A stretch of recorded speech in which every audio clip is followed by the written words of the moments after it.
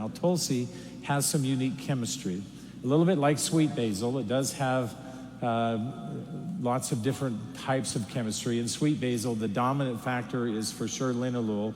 In this case, it's not dominant eugenol, which is a phenol, nor is it dominant in its sesquiterpenes. They each exist in a very close range with one another, and those three compounds make up as much as 80 to 90% of the chemistry. And so it's really significant, the impact that they have. So I want to talk with you a little bit about why I believe this oil is valuable to us. Now, different than sweet basil, this oil is meant to be used aromatically, and it's meant to be used topically, not internally. And it's okay, because I don't believe that we need to use this oil internally, especially when we look at the type of chemistry that we're going to go through here.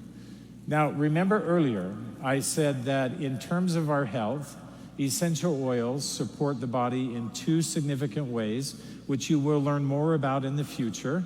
One is controlling expression. How does it help us to control so we have appropriate expression? The right proteins are enacted and engaged. To give you a little more insight into that, remember several years ago, we had this opportunity where we did research where we looked at the entire human genome.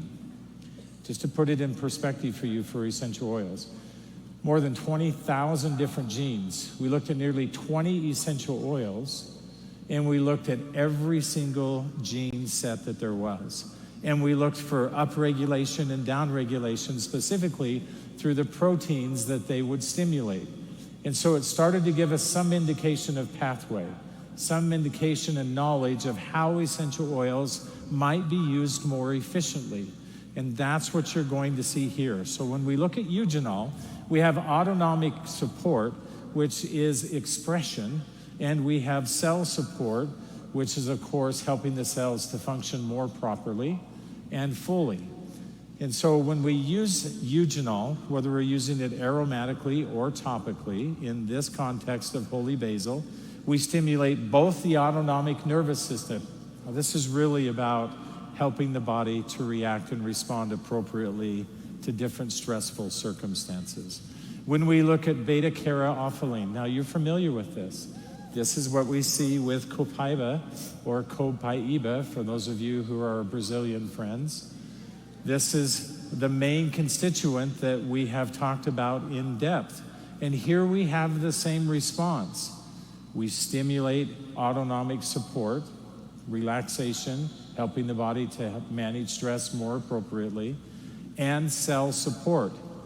And then lastly, we might not be so familiar with trans-beta-alanine, but it's also a sesquiterpene, and its primary benefit is cell protection, helping the cells to not only function properly, but to have a greater element of protection.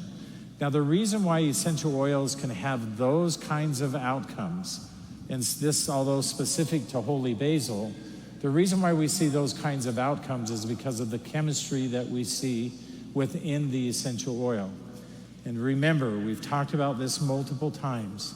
It's not singular. It's not just because of these three compounds that I've highlighted. It's the whole of everything that we find in holy basil, which is why our commitment to purity is so extensive.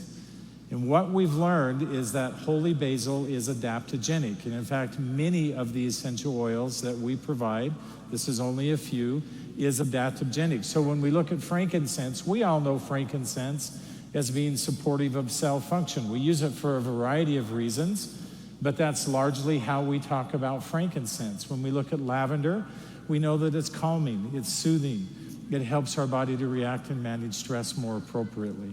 And when we look at copaiba, its interaction with the endocannabinoid system, which you're very familiar with, and its direct pathways within that system make it extremely powerful. I love holy basil because it does all three of those. Now, I'm going to tell you, when we talk about something being adaptogenic, we mean that it supports normal physiological functioning within the body, which is what we've been talking about, controlling and managing expression and supporting proper cell function.